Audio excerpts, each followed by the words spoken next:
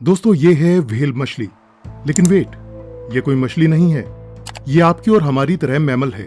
Whale बिल्कुल इंसानों की तरह एक जिंदा बच्चे को जन्म देती है और एक फीमेल व्हेल इंसानों की तरह अपने बच्चे को दूध भी पिलाती है। जी हाँ दोस्तों, दरअसल फीमेल व्हेल के पेट के साइड में 2 स्लिट्स होते हैं जिसे मामरी स्लिट्स कहा जाता है और इसी से वो अपने बच्चे को दूध पिलाते हैं।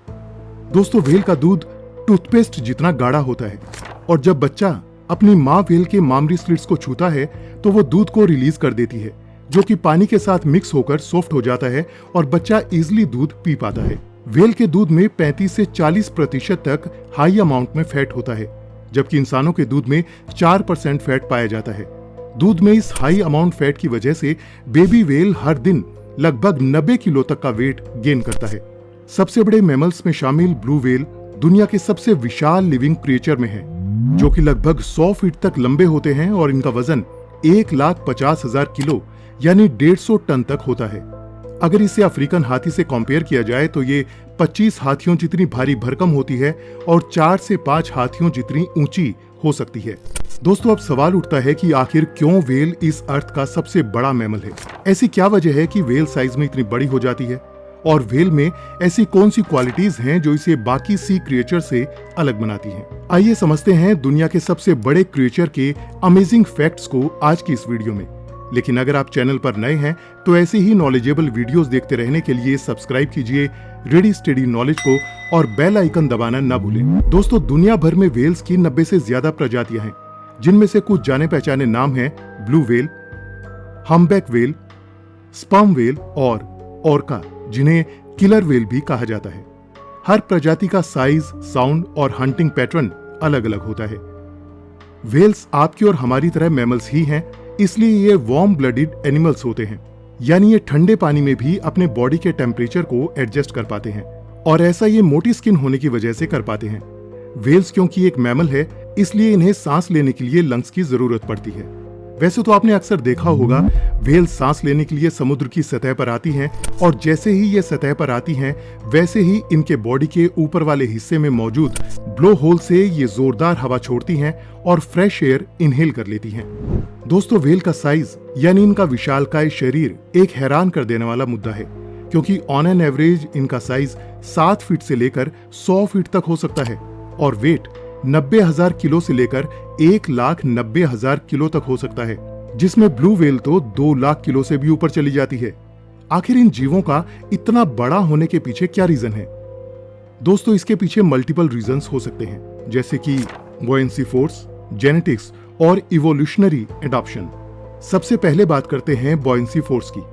दोस्तों बॉयंसी फोर्स वाटर फ्लूइड में लगने वाला वो फोर्स होता है जो किसी भी ऑब्जेक्ट को पानी में ऊपर की तरफ धकेलता है। इसी की वजह से पानी में चीजें फ्लोट कर पाती हैं। दरअसल इस फोर्स की वजह से ओशन में रहने वाले जीवों को जमीन में रहने वाले जीवों के मुकाबले कम ग्रेविटी फेस करनी पड़ती है। ये इन जीवों का एक नेचुरल सपोर्ट सिस्टम होता है, जिसकी वजह से व्हेल्स अपने वेट को महसूस नहीं कर पाते। पानी के अंदर व्हेल की बॉडी पर वेट का प्रेशर नहीं पड़ता, लेकिन वहीं अगर इन्हें जमीन पर ला दिया जाए तो हैवी ग्रेविटी की वजह से इनकी हड्डियां तक टूट जाती हैं। यही रीजन है कि व्हेल्स जमीन में रहने वाले जीवों के मुकाबले लो ग्रेविटी फील करती हैं, जो इजीली इनके शरीर को पानी में फैलने में मदद करती है। ऐसे ही जब साइंटिस्ट ने सभी मैमल्स की ग्रोथ के लिए रिस्पॉन्सिबल जीन्स को स्टडी किया तो पता चला कि 9 ऐसे जीन्स हैं जो जमीन में रहने वाले जीवों की ग्रोथ में मदद करते हैं।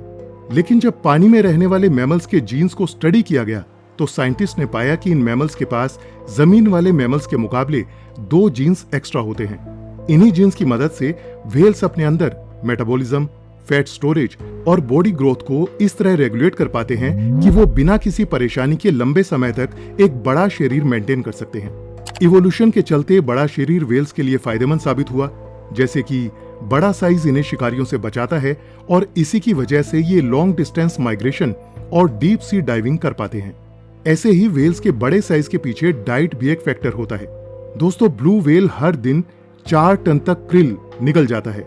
सोचिए, हर दिन 40 लाख छोटे छोटे जीव उसके पेट में चले जाते हैं।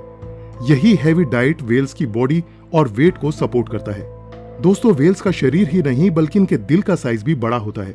एक ब्लू व्हेल का हार्ट फुटबॉल के साइज जितना बड़ा होता है, यानी इनका दिल इंसानों के मुकाबले 5 गुना बड़ा होता है। और जब कोई स्कूबा डाइवर इनके पास जाता है तो वो इजीली इनकी हार्ट बीट को सुन सकता है। दोस्तों, व्हेल्स फिश नहीं, एक मैमल है और ये हम इंसानों के जैसे इमोशनल भी होते हैं। इनके पास सेल्फ अवेयरनेस, कम्युनिकेशन स्किल्स और इमोशनल इंटेलिजेंस होती है। व्हेल्स के ऊपर हुई कुछ रिसर्चेस और डॉक्यूमेंट्रीज जैसे कि बीबीसी's ब्लू प्लेनेट ने भी दिखाया है कि कैसे व्हेल्स एक दूसरे के साथ बॉन्डिंग बनाते हैं। एक माँ व्हेल अपने बच्चे को महीनों तक साथ रखती है, उसे सांस लेने के तरीके, स्विम करने के तरीके और शिकारियों से बचने के तरीके सभी कुछ सिखाती है। बिल्कुल इंसानों की माँ और बच्चे जैसा बॉन्ड इनके साथ भी देखने को मिलता है। कई बार ऐसा भी देखा गया है कि ऑर्कास या किलर व्हेल अपने मर गए बच्चे को कई दिनों तक साथ लेकर घूमती हैं। व्हेल्स की सभी एक्टिविटीज उनके इमोशनल बॉन्ड्स को दर्शाती हैं। व्हेल्स का खुद का एक कम्युनिकेशन सिस्टम भी होता है। जैसे कुछ व्हेल्स सिंगिंग करते हैं, ऐसे ही हम्पबैक व्हेल्स का सिंगिंग पैटर्न इतना कॉम्प्लेक्स होता है कि नासा के लिए भी इसे डिकोड करना चैलेंजिंग काम है। ऐसे ही स्पर्म व्हेल्स बात करने के लिए क्लिकिंग साउंड्स का इस्तेमाल करती हैं, जैसे कि कोई मोर्स कोड हो। ऑर्कास व्हेल भी कम्युनिकेशन के लिए अलग अलग सेट्स ऑफ साउंड का इस्तेमाल करती हैं, जिसे डायलेक्ट्स कहते हैं। जैसे एकोलोकेशन और नेविगेशन के लिए ये क्लिक साउंड को यूज करती हैं। क्लोज रेंज कम्युनिकेशन के लिए विसल साउंड को यूज करती हैं, जैसे माँ और बच्चे के बीच का कम्युनिकेशन। ऐसे ही व्हेल्स रोती भी हैं। जी हाँ दोस्तों, और इनका रोना पानी के अंदर कहीं दूर तक सुना जा सकता है। दोस्तों, व्हेल्स के पास इंसानों की तरह कल्चरल ट्रांसमिशन करने की क्षमता होती है। ये अपने नॉलेज और बिहेवियर को एक जनरेशन से दूसरी जनरेशन तक पास करते हैं। दोस्तों, व्हेल्स की इन सभी क्वालिटीज को समझने के बाद ये पता चलता है कि व्हेल्स बहुत ही इंटेलिजेंट जीव होते हैं। ये अपने इमोशंस को अपनी कम्युनिटी के अलावा दूसरी स्पीशीज के साथ भी शेयर करते हैं। जैसे इंसानों के साथ भी इनके बेहद खूबसूरत बिहेवियर और बॉन्ड को देखा जाता है। लेकिन फिर भी दोस्तों, हर साल इंसानों के द्वारा लाखों की तादाद में इन मासूम जीवों की हंटिंग की जाती है। दोस्तों, इंसान व्हेल्स का शिकार लगभग 11वीं सेंचुरी से करते आ रहे हैं। एंशिएंट टाइम से ही ह्यूमंस व्हेल ऑयल, मीट और बलीन यानी व्हेल की हड्डियों के लिए इनका शिकार करता आया है। 18th और 19th सेंचुरी में तो व्हेल हंटिंग इतना ज्यादा बढ़ गया था कि व्हेल्स की कई स्पीशीज ऑलमोस्ट एक्सटिंक्ट होने वाली थी। 20th सेंचुरी तक आते आते ये एक मैसिव इंडस्ट्री बन गया। एक टाइम ऐसा था जब हर साल 50,000 से भी ज्यादा व्हेल्स को मारा जाता था। ज्यादातर इन व्हेल्स को इनके ब्लबर ऑयल, जिसे लैंप में यूज किया जाता है, बलीन यानी व्हेल्स की हड्डियां जिससे कॉर्सेट्स जैसे कॉस्ट्यूम्स और अम्ब्रेलास बनते हैं, और व्हेल्स का मीट जो कई कंट्रीज में फेमस डेलिकेसी फूड माना जाता है, इन सभी के लिए मारा जाता था। लेकिन जैसे ही व्हेल हंटिंग दुनिया भर में सीरियस मुद्दा बन गया, तब 19th सेंचुरी में कुछ कंट्रीज ने इसे बैन करके व्हेल्स को एंडेंजर्ड स्पीशीज डिक्लेयर कर दिया। लेकिन दोस्तों, आज भी जापान, नॉर्वे और आइसलैंड जैसे देश खुलकर व्हेल हंटिंग करते हैं। साइंटिफिक रिसर्च और ट्रेडिशन के नाम पर व्हेल्स को बड़ी बेरहमी से मारा जाता है। इसके अलावा India, USA, UK, Australia, Brazil जैसे कई देश ऐसे भी हैं जिन्होंने व्हेल हंटिंग पर कंप्लीटली बैन लगाया हुआ है। 1986 में इंटरनेशनल व्हेलिंग कमीशन यानी IWC ने कमर्शियल व्हेलिंग पर नो हंटिंग लॉ लगाया था, लेकिन कुछ देश इसे फॉलो नहीं करते। जापान ने तो 2019 में IWC से ही एग्जिट कर दिया ताकि वो अपने डोमेस्टिक वाटर्स में हंटिंग कंटिन्यू कर सके। हर साल हजारों की तादाद में व्हेल्स को इलीगल या सेमी लीगल तरीके से मार दिया जाता है। जापान में इन्हें फूड और मीट के लिए मारा जाता है, क्योंकि वहां पर व्हेल एक लोकल और कल्चरल फूड है। ये फूड जापान में इतना ज्यादा पॉपुलर है कि नॉर्वे और आइसलैंड जैसे देश हंटिंग करके व्हेल का मीट जापान में एक्सपोर्ट करते हैं। कई एनवायरमेंटल एक्टिविटीज के द्वारा इस पर आवाज भी उठाई गई, लेकिन इसके बावजूद भी जापान में व्हेल हंटिंग और एक्सपोर्टिंग चालू है।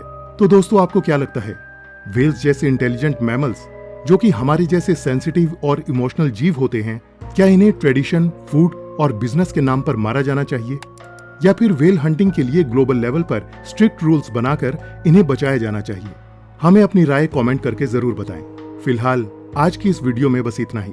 वीडियो पसंद आई हो तो लाइक करें और ऐसे ही नॉलेजेबल वीडियोस के लिए सब्सक्राइब करें रेडी स्टडी नॉलेज को, और बेल आइकन दबाना न भूलें। मिलते हैं अगली वीडियो में, तब तक के लिए अलविदा, जय हिंद।